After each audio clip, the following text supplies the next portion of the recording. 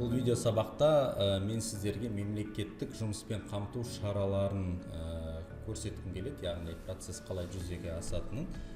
Біз білдік, яғни жұмыссыз болып тіркелу керек, қандай төлемдер бар екенін десе де қайталап айтқым келеді.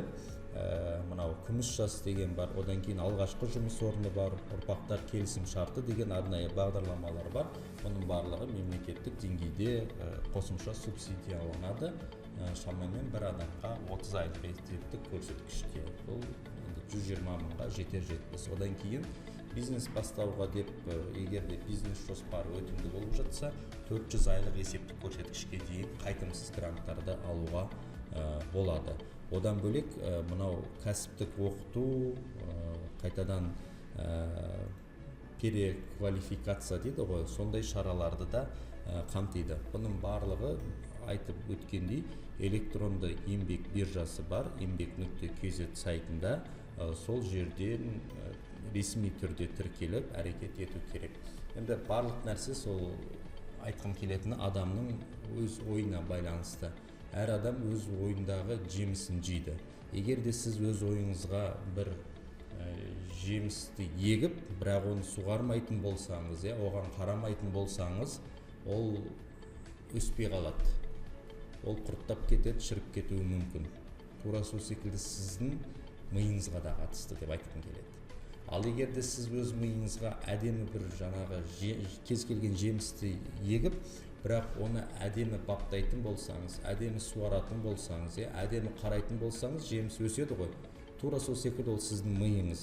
Сіз миыңызға негатив жаңалықтарды емес, жақсы дүниелерді ойлайтын болсаңыз, өзіңізге қатысты жақсы арман, жақсы мақсаттарды миыңызға сіңіретін болсаңыз, сіз де уақыт өте келе сол миыңыздың жемісін дәмін татасыз. Мәселе осыда. Қазақта сөз бар, ара әдемі гүлге қонады, шыбын боққа қонады. Тура сол секілді сіздің өміріңізде сондай деп айтқым келеді. Сіздің айналаңызда қандай адамдар жүреді, оған да байланысты.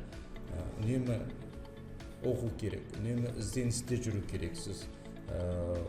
Әрине енді барлық өмір бір идеальный болмайды, ол өмірдің өзі сондай, небір соқпақтардан тұрады.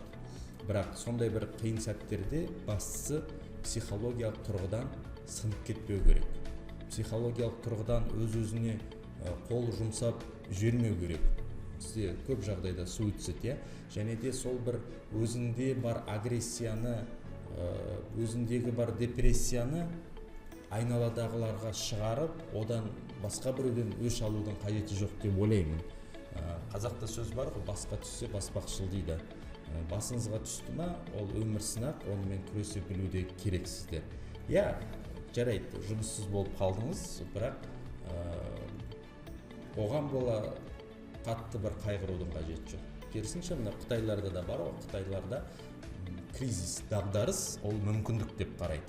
Кез келген кризистің, кез келген сол қиыншылықтың, дағдарыстың артында қандай да бір адамның өсуі тұрады. Ал енді бұның бәрін біз қазақ бір сөзбен не деп айтады? Жаңбырлы күннен кейін күн шығады дейді. Көрдіңіз ба? Сондықтан бір жаңағындай жұмыссыз қалып қалу, ол қатты бір трагедия жасаудың қажеті жоқ. Біздің елде мынау skills.kz сайтында, сол еңбек.kz-де ғой, негізі соның ішінде көп нәрсе табасыздар. Жай сіздерге тапсырма, еңбек.kz сайтына кіріп, осы сайтта не бар? Бізде еңбек және халықты әлеуметтік қорғау министрлігі осы сайтпен жақсы жұмыс істеп жатыр. Жақсы сайт ашылған, бірақ көп адам өкінішке қарай кіре бермейді. Көп адам TikTok-қа кіріп кетеді, Instagram, YouTube-қа кіріп кетеді. Арасында осы сайтқа кіріп, тіпті қосымша білім алуыңызға да болады. Осы skills-тың арқасында қазіргі таңда 200-ге жуық курстар бар. 25 түрлі кәсіби сала бар. Оның барлығы онлайн түрде оқуға мүмкіндік бар. Бұрын бар ғой, осы бір жерден оқы десе, ана барасыз, жолға кетеді, энергияңыз кетеді, таксимен барасыз, автобуспен барасыз, қосымша уақыт, шығын кетіп жатады. Қазір барлығы осы компьютерде, осы бір телефонның ішіне енді, бос уақытыңызды босқа өткізбей, осындай пайдалы дүниелермен өткізсеңіздер екен деймін.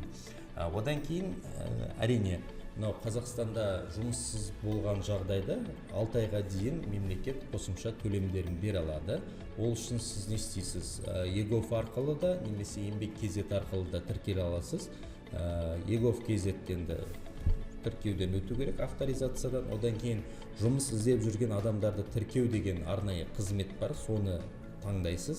Одан кейін өтінішті онлайн толтырып, электронды цифрлы қолтаңба арқылы растайсыз. Болды, ол жерде үш жұмыс күннің ішінде сізге осындай бір мемлекеттен төлем алуға болады дейтіндей мәртебе алуға болады. Бұл жерде қараңыз, сіз шынымен де жұмыссыз болуыңыз керек. Кейбір адамдар бар, мынандай екі жерде жұмыс істеуі мүмкін, бір жерден шығып кетіп, бұған сіз төлем бере алмайсыз, өйткені бәрібір де сіздің бір жұмысыңыз бар дегендей. Одан бөлек, мысалға орташа табыстың 45%-на дейін алуға мүмкіндігіңіз бар. Нақты статистикамен айтатын болсақ, өткен